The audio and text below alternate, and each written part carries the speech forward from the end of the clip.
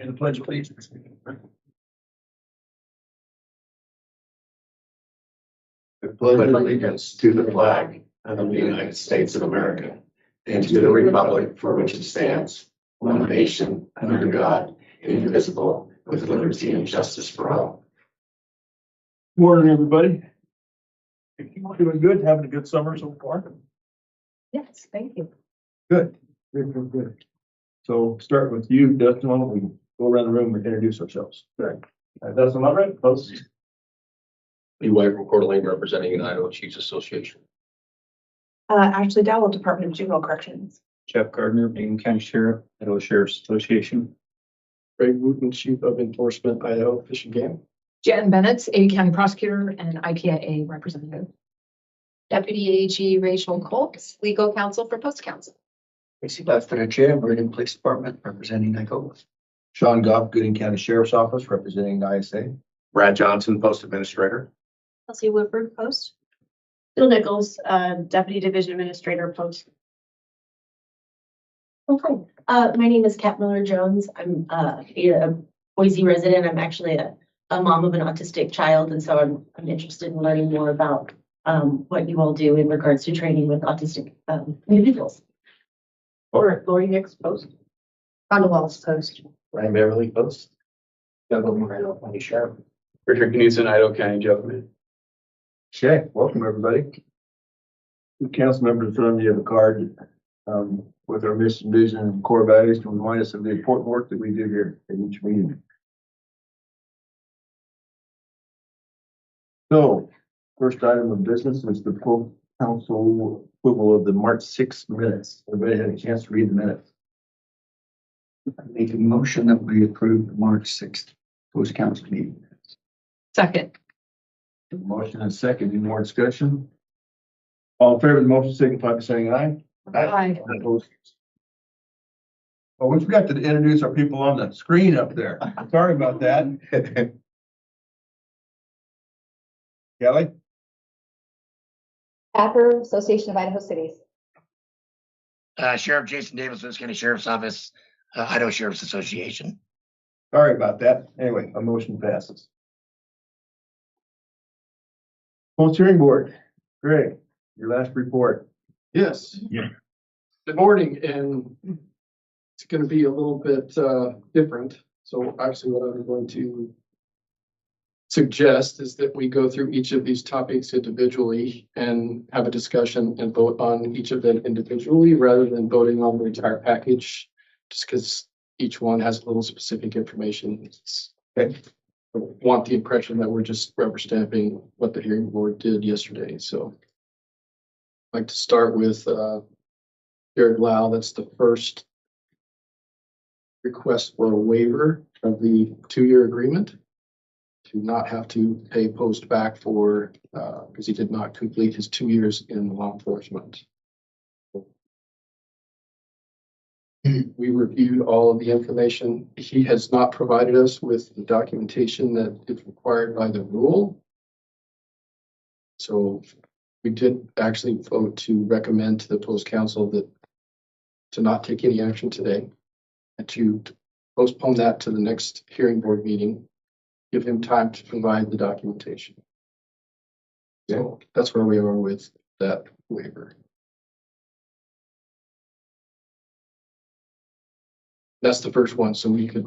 I'll make a motion that we accept the recommendation. Motion second, any more discussion? All in favor, signify by saying aye. Aye. All opposed, same sign. Motion carries. Okay, the second one's easy. We had 10 individuals that applied for an extension. We reviewed all of those documents. One, a couple of things that did come out of interest. Attrition is an issue, obviously, trying to get folks through, and capacity for the academies is an issue. Can't leave a county without any help, and there's not enough academies to do it quick enough to sustain that. So we did vote to approve all of the extensions. In a motion. Mr. Chairman, I move to approve items 2 through 11 from our hearing board meeting. For the 2-year, or the extension, excuse me. Second. Motion on the floor. Any more discussion? All in favor of the motion signify by saying aye. Aye. Same sign. Motion carries. All right. The third is a challenge request from Derek Stewart with the police department. He had provided us with all of his documentation from some previous employments. He was certified at one time, but has gone past the 3 years and was requesting a waiver to utilize the training that he had obtained through his previous security employment to challenge post. As we reviewed that, it does not meet what IDAPA rules would require for continuing education to maintain that certification, in our opinion. And although there does seem as though he had attended training regularly and completed the training, look at what our incumbent officers in the state of Idaho are required to do in order to maintain certifications, it's not close. So we voted to deny his request for the challenge. That doesn't mean he cannot be a police officer or he can keep working. He just would have to schedule and attend the academy. That's what the recommendation at the hearing is. Mr. Chairman, I move to approve the hearing board decision on Mr. Stewart.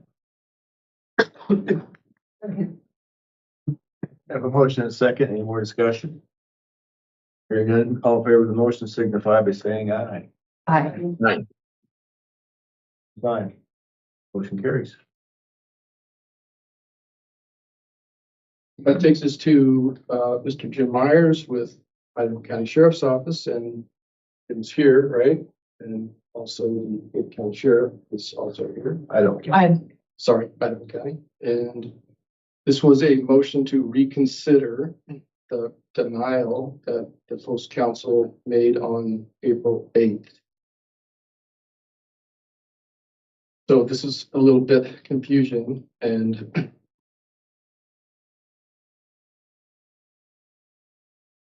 so when you read the rule, there's several things in the rule that we reviewed. One was the definition of application. One was the restriction on the use of marijuana. Then the other one was employment versus application. So employment with an agency and the application. So I don't think that's relevant specifically to this request. So we voted yesterday, but we had received some additional information. So I'm not going to make a recommendation from the hearing board based on that new information that we just got, but I wanted to talk through it. So based on the definition of applicant and the 055-023, which is specific to marijuana, is how we were discussing. But there is an additional requirement in IDAPA that requires a 1-year period before you can actually be employed.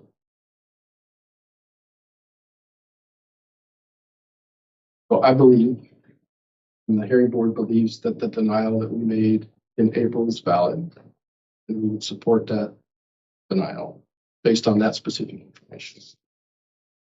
But that would give them the opportunity to reapply for an extension, and now we could evaluate that at the next hearing board.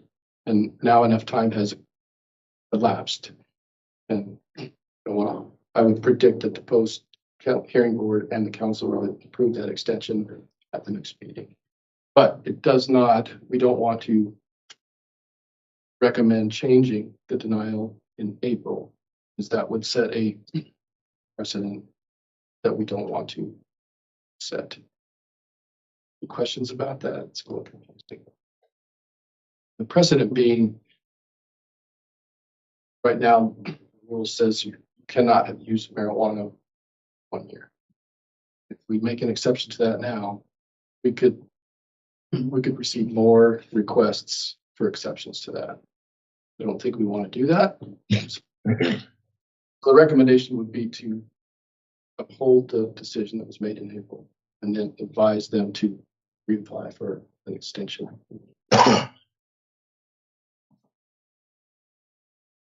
Thanks, ST. Yes. If we're gonna throw it out, or can we discuss this or? Well, at the end of the day, you're gonna be fine. He's gonna get an extension. If he's gonna get an extension, I'm perfect. At the end of the day, you're gonna be just fine. I was trying to explain that, but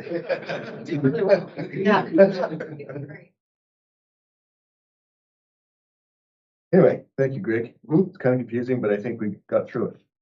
Yeah. Yeah, everybody's gonna be happy. Okay. Entertain a motion. Make a motion that we accept the hearing board's recommendation. On Mr. Myers. Mr. Myers. You want us to explain what that recommendation is? In that motion? it's to uphold the April 8th Yes. decision by the co-post. Correct. Yes. Second. Just in a second, any discussion? Hearing none, all in favor of the motion signify by saying aye. Aye. All opposed, same sign. Motion carries. Now I would entertain a motion to adopt the recommendation of the hearing. Chairman, I'll make a motion that we adopt the recommendations of the hearing. Second. Just in a second, any more discussion? Hearing none, all in favor of the motion signify by saying aye. Aye. Same sign. Motion carries. And Mr. Chair, I also move to approve the hearing board meeting minutes from Oh, June 4th of Well, we 2020. kind of did that, one at a time. But it's an action. item. Yeah, I think it's Okay, yeah, separate action item. Second.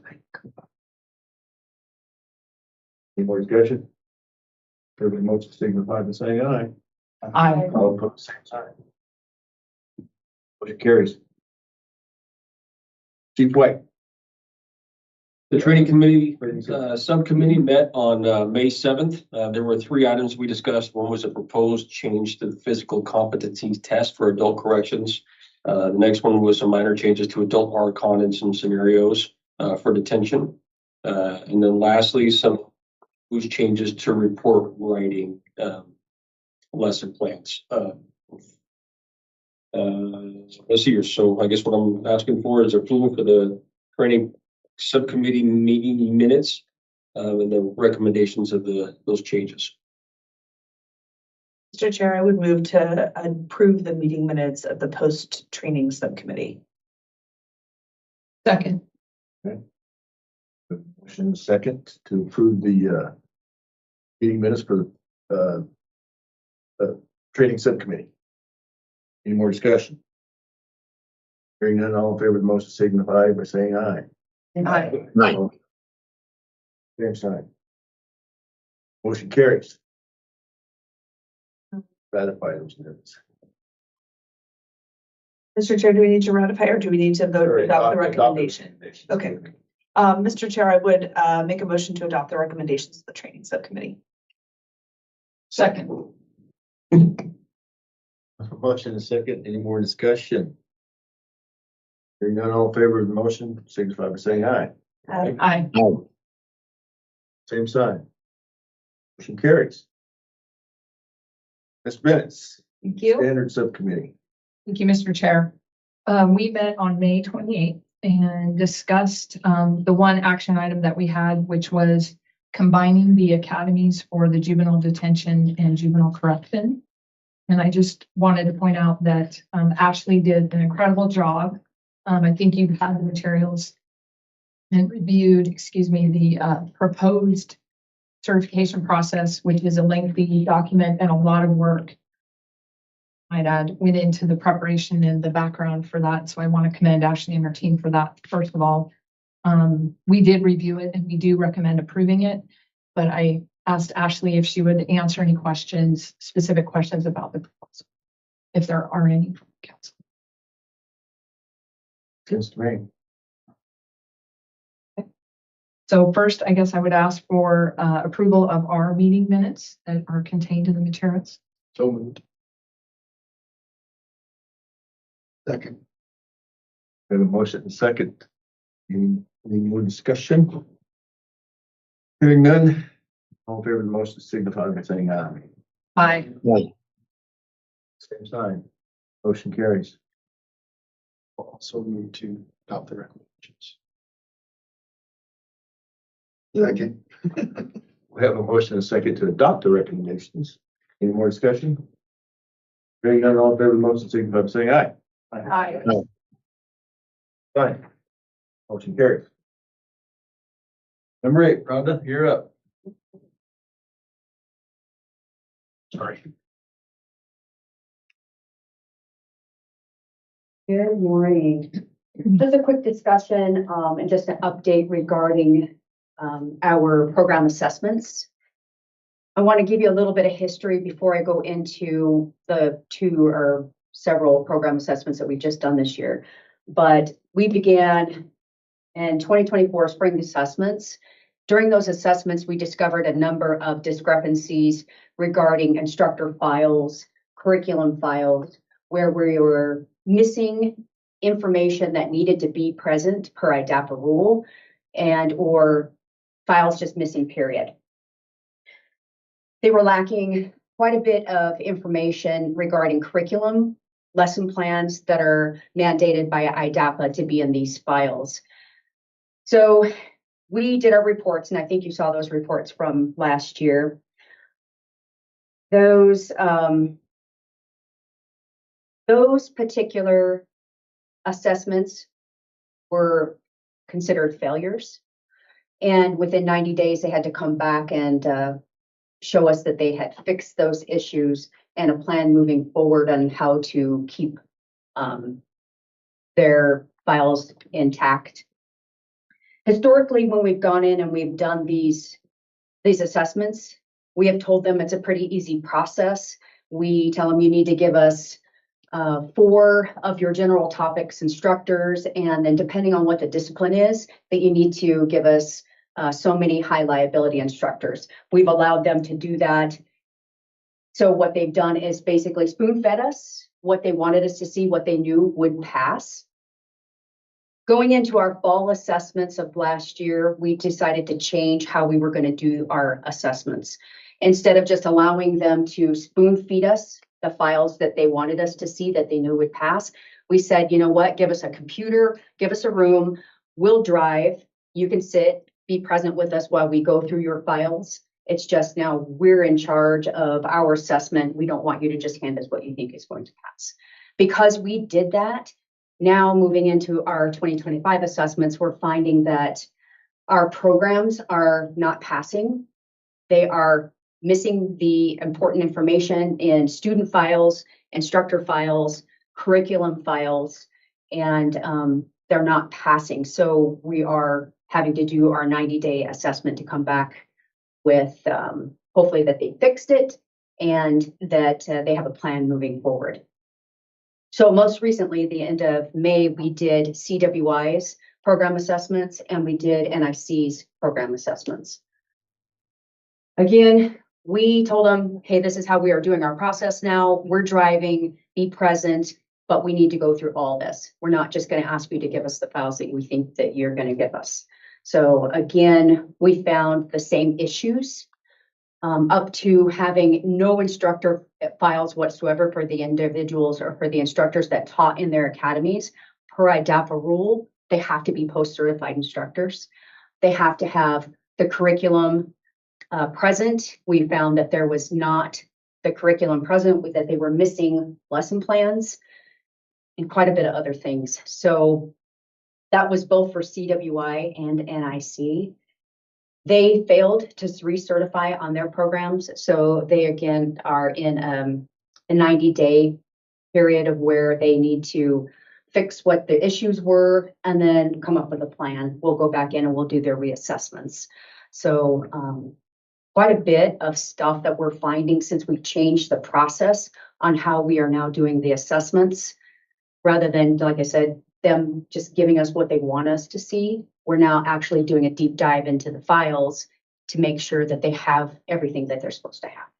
And we're finding these issues. So our most recent ones, like I said, CWI and NIC failed to certify. You don't see those reports today because we're still in the middle of finishing up our reports for those, and then you'll see them in September. Any questions? What happens if they fail a second time? We write up our reports and those go to council for the decision on what they would like to do. And when is the next assessment for those two places? In September, you said? Except for August. August, okay. Yeah, it's a 90-day period. So, do they I don't think NIC currently has a class, and they won't until the beginning of August once again. They don't have a class in session. How are you looking at instructor files when there's no current academy class? You're looking at the past class? Yes, we look at that. Okay. Yeah, it's the last 2 years that we're looking. Gotcha, okay, thank you. You're welcome. Yes, sir.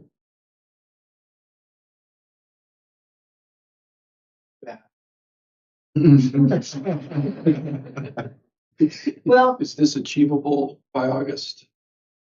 yes, yeah, I believe every bit of it's achievable. It's gonna be a little bit of work on their parts for CWI, for example. They not only do their law enforcement program, but now they do standalone academies for detention. And their last detention that we looked at, they had no instructor files. I should say 98% of the files were missing for the instructors that instructed during that academy. And I honestly can't tell you why that happened because they've been down this road before. I just honestly can't give you a good reason for that one, but it was a fail, and it's going to be some work for them to come back and close that up. If I may, quick question for you.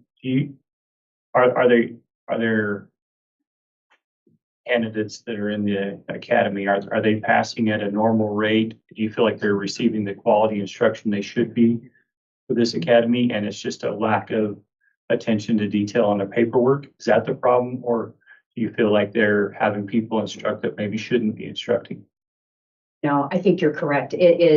It's there. Everybody's passing. I think they're getting great instruction. I think it's either laziness or overwhelmed, or additionally, there's changes of staff that happen as well. We're finding that when they're changing staff a lot, that not a lot of the information gets passed on. So the next person coming in who's managing these files doesn't know, they don't know what they don't know. So it's more of an administrative issue than Yes. an instruction issue or anything like that. Correct. Okay, thank you. Any more questions for Rhonda? Thank you for your due diligence. Thank you, sir.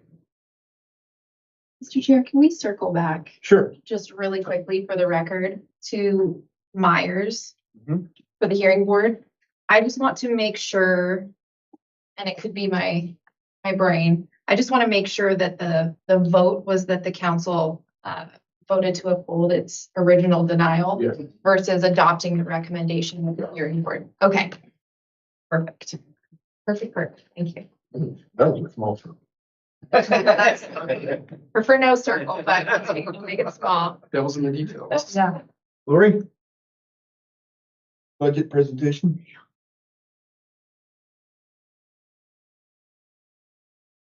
Mr. Chairman, those council members.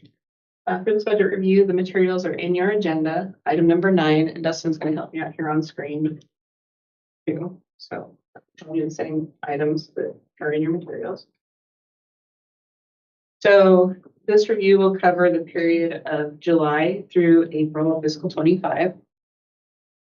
And this table is our current cash balance as of April 30th. So the main fund on the left, which is our main training fund, started the year with $976, with $15,800 encumbered. Through the end of April, we had booked about $3.8 million in revenue, and of which $2,912,000 was court fine and fee revenue. Total expenditures were $3,883,000 for an ending cash balance of just a little over $750,000, with $20,000 encumbered or committed for certain expenditure, for an ending free fund balance of $729,840. So things are looking pretty good. We are starting to see expenditures outpace revenues as we expected. So that's about $100,000 that we've spent more than we've taken in. The MPO fund, or the Misdemeanor Probation Officer Training Fund on the right, is that fund that is statutorily limited to the training, certification, and ongoing education of misdemeanor probation officers. That fund started the year with $479,000, total revenues of $58,800, and expenditures of $51,485, for an ending cash balance of $491,725. Next slide, please. So this is this page in your materials is a graphical representation of our revenue. So the pie chart there on the top is just how our various revenue streams make up our total action inflows so far this year. The big blue area is the $15 fee that is imposed on all infractions, misdemeanors, felonies, and ordinance violations. And we have the red slice there at 16%. That's the 14% of 10% of infractions and court fees. And then at 1%, the misdemeanor probation officer fees that come from the cost of supervision fees that are paid by persons who are on the misdemeanor supervision program. And then in yellow, the liquor fund at about 16% of total revenue. The bar chart next to that is a comparison of our fine and fee revenues only. So it's that $15 fee, the 14% of 10%, and the misdemeanor probation fees combined. And that is compared for the period of July through April of each year. And again, this chart is kind of continuing to show us what we've been seeing for the past couple quarters. We get that decrease of revenue coming into FY21, and it kind of stabilizes. And then we're seeing a big jump again in FY25. Next slide, please. So these three graphs break out those court, fine, and fee revenue sources by month as compared to the same month in the previous fiscal year. And that increase in fine and fee revenues, what I'm showing you here is that, I can back up a little bit. Last council meeting, I told you that the increase we've been seeing kind of started in January of fiscal 24, which isn't represented on this graph. So I wasn't sure that this increased trend would continue to be quite as dramatic in this last quarter. And you can see it's been pretty consistent. So that's good news for us. It means that revenue increase is kind of continuing on the same trend. People paying their tickets. Something. Maybe for a change. But so far this fiscal year, we have seen an increase over fiscal 24 of 256,000. That's a little over 12%. For the 14% of 10%, we've seen an increase of 58,800, which is an increase of about 11%. And for the misdemeanor probation fees, an increase of about $4,000, which is about 70%. That's a much smaller piece of the pie. By the end of this fiscal year, we anticipate that we will exceed fiscal 24 revenues in that $15 fee by $270,000, and in the 14% of 10% by about $63,000. So that really kind of almost equates to about a month of extra revenue if we broke it down by, we tend to bring in every month, maybe a little more. So that's all good news. Next slide, please. Ask you a question real quick. Yes. Do you see the same thing with liquor?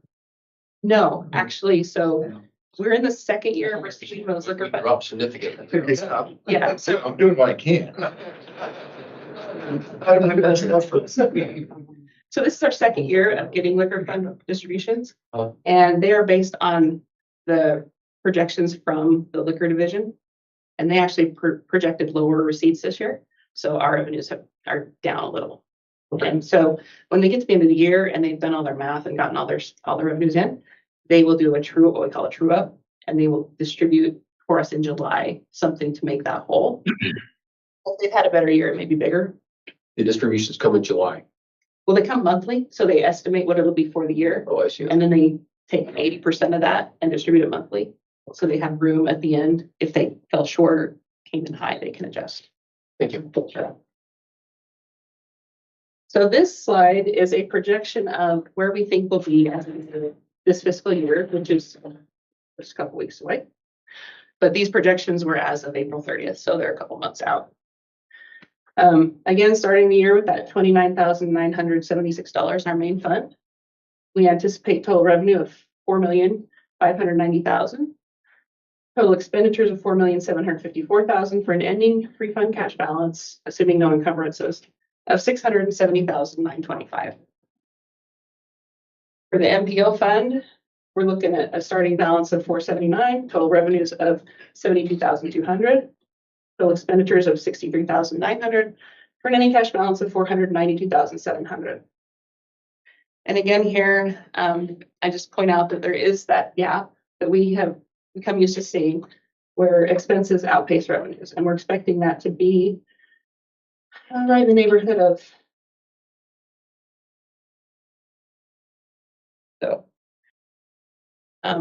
it's getting better. That gap is shrinking a little thanks to our increased revenues, but we're not quite closing it. So next slide, please.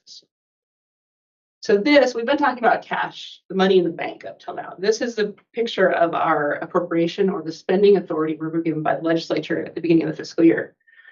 So we started out with an appropriation of $5,343,700. If we deduct all of our expenditures out of that, we expect to have an excess or a reversion. I shouldn't call it an excess. It's appropriation we need, but appropriation we did not spend that we will revert of $589,000. So it's a good story, bad story, or good news, bad news. We will have that free fund cash balance of $670,000, which is well above our target of $500,000. Positions us very low going into fiscal 26. However, to get there, we had to not spend $590,000. So if we had spent our entire appropriation, we'd be looking at a year-end cash balance of about $80,000, which would be completely insufficient. And the gap between our available revenues and our appropriation, as opposed to our expenditures, but the gap between our spending authority and our revenues is about $750,000. So we're glad to see these revenues coming up and staying up, but with the cost increasing over time as well, we're just probably never going to close that gap with our current law. So that concludes my prepared remarks, Mr. Chairman. I'd be happy to stand for any questions. Questions for Lori? Thank you. Kind of a good positive report. There's some good news. Thank you, Lori. Tracy. All right, just a quick update on our working group. We met with the colleges our last meeting. Honestly, we didn't get much out of it.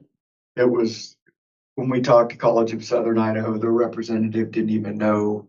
I mean, he didn't know one thing about the program when we asked him. I don't know why he was the guy that came to the meeting, but he couldn't answer any of our questions.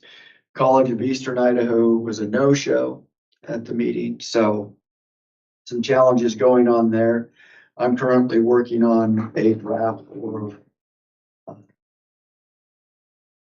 group to kind of digest everything that we've been pulling in. And once that's done, I'm only 6 pages into it so far. Once that's done, then we can sit down as the group and come up with what we think our options are, recommendations to JFAC. So I think we're on pace to get something before them sooner than later, hopefully by August. I got to meet with the colonel here pretty soon as well to discuss some things that some conversations he's had. So it's kind of where we're sitting right now. A lot of challenges, a lot of challenges for sure. The surveys that we got back are all over the board. Some people wanting regional academies, some people wanting to stick with the model that we currently have. So we're probably going to end up somewhere in the middle there. There's always the challenges with the college programs of no room and board. And that's a huge challenge, I think, to overcome for most agencies. So, and apparently No instructor files is a big challenge. So, I should have that probably done here in the next, hopefully, 2 weeks, and I'll get that out to our committee, and then we can have a hopefully more robust, actual strategic planning meeting. I just want to appreciate the hard work you guys are doing. Pretty important stuff. Means a lot to the cities and counties because it's going to have a big financial burden on us if it doesn't go right. Where there's a lot to digest, I can tell you that. A lot more coming out of it than when we went into it, realizing all the moving parts for sure. Any questions for Tracy? Okay. Brad. Thank you, Mr. Chairman. That'd be relatively brief this morning. Just go over some staffing changes and some recent upcoming activities. We have 3 open positions. That's an academy training coordinator and 2 curriculum specialists. We did hire Vance Eaton as an academy training coordinator after Dave Heimer and Steve Klein retired. He started in March. He had been working with curriculum on a contract basis on curriculum development. And then in March, he came on full time as an academy training coordinator. After Amy Feldmeyer resigned in March, she took a fully remote position at St. Luke's, which I think is a great fit for her, but we were very sad to lose her. But we have hired Jen Henninger to fill the position. She started last month and hit the ground running. So we're very excited to have her on board. And Jordan Ketchum, who you might recall was our regional training support specialist, left in March. She got accepted into a commercial flight program out of state. So that was very exciting news. Again, really difficult to replace her and everything that she did for us. We now have Kimberly Thornton on board as of April 14th. And again, I think we knocked it out of the park on another new hire, which is doing outstanding. So we're very fortunate in those new hires that we've gotten, and we're working to fill those other positions that remain open. Any questions on? I got one more. After Matt Bloodgood retired January 31st, Val Wadsworth, who's a retired lieutenant from Pocatello PD, was working for Dan as a contract investigator, put in for Matt's position as the regional training coordinator in Pocatello, and we hired him in that position in February. Any questions? All right, just a couple other things. If you weren't aware, the entire HVAC system replacement in the dorm is done. That project's completed. So now all the rooms have mini splits in them. That central system's been replaced and all of its problems are gone. So that's awesome. Replacing the entry control system from key locks to Prox card readers is on schedule, I think, for later this year. Also in the dorm. The bathrooms in building 3, the main administration building, have all been renovated and updated and modernized. And they're great. If you wind up over there. And then there's another project to do the same thing for the locker room that will be forthcoming. Men's and women's locker rooms at the other end of the hallway. We are scheduled for our reaccreditation from IADLIST in about 10 days, 12 days. So the 17th and 18th, the assessment team will be here. Our self-assessment is done. We're fully prepared, ready to go. They'll be here for 2 days and go over all of our stuff and interview staff and students and observe training. And then they'll write up their report. I have every expectation that we will get another report of excellence. So we're looking forward to them getting here. And lastly, I just got back last night from the IADLIST annual conference, which was held in Charlotte, North Carolina. That's an international conference, although there were only 6 countries because of travel restrictions and other things going on. Normally there's about 25 contingents from the international community that are parties that come to the conference every year. So a little bit smaller group, about the same on the domestic side. But we held general elections and I was elected the first vice president of the association, sworn into office on Tuesday, and next June I'll be president. Congratulations. There's more to this story. There is. Well, I was talking to Dan this morning. He dined you up pretty good. Ah. Well, there's a lot of drama. Yeah. It turns out Idaho has their premier as far as post goes. Yeah. We are top dogs. Nobody does it like we do. This is the first conference Dan's had an opportunity to go to, and so he really was a sponge, not knowing what to expect, and got involved in able to participate in post-director roundtables, and he went to you might have seen my I know you did, saw my invitation to attend because they're trying to get post council and commission members at the conference. They did hold that session at the same time as they for legal representation of the various posts and commissions, and Dan sat in on that. And his comment to me is probably the same thing that he said to you. He goes, "Boy, we are here. I mean, nationally, there's." I always have my own biased opinion.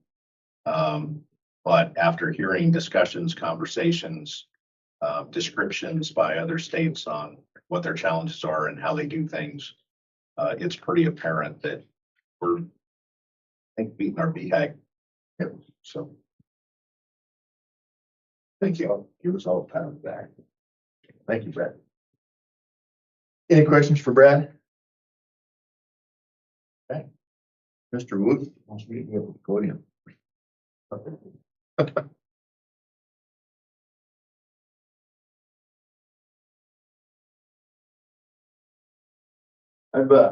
Greg and I have known each other a long time. We've belly out together. We've chased Wolverines together.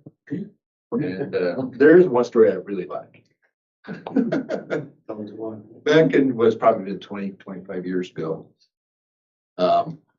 Was back when he was just an enforcement guy. He had the area where my cabin's at. And I was down one day fly fishing. And that's when they came out with all these posters, bull trout, don't keep these fish. Had these posters everywhere up there. So I'm down at the river, I'm down on a little smoky fish and fly fishing, and I see the green pickup coming through the willows, and all of a sudden I don't see the green pickup anymore. So I just keep fishing, and pretty quick I thought, that sucker's trying to sneak up here. So I keep fishing along pretty quick. I can see the willows moving. Keep fishing pretty quick. I can see him looking through the willows. Hey, Greg, what are you up to? He said, "Oh, Sean, what are you doing?" I said, "Well, I see you've got all these wanted posters for these bull trout. Do you want the ones that I have in my basket?" Remember that? I think. Anyway, you've been a great friend and a good partner on the post council, and we present you with this pen. Good luck in the future. I'm not far behind you. Okay.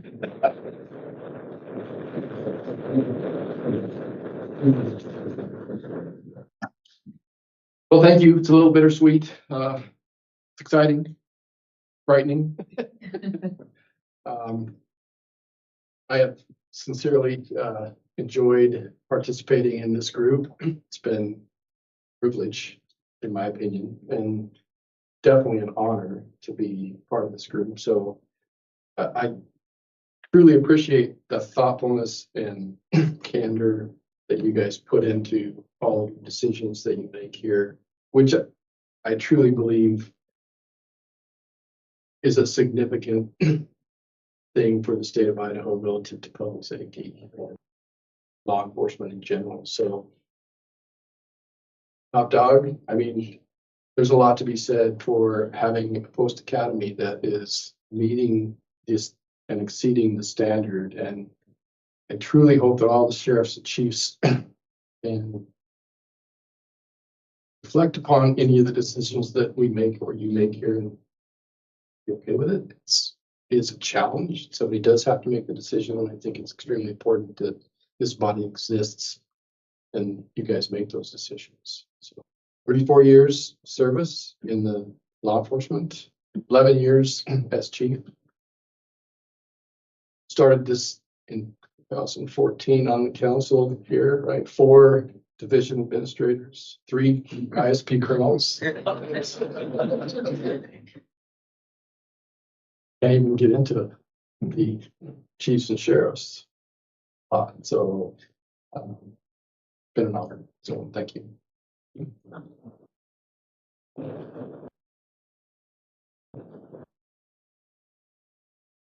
Yeah, I think we're through our agenda. Does anybody have any comments or questions or any old business we want to talk about? Any new business? Okay, I'll entertain a motion to adjourn. Make that motion with the adjournment. Thank you. The motion is second. All in favor, signify by saying aye. Aye. Meeting is adjourned.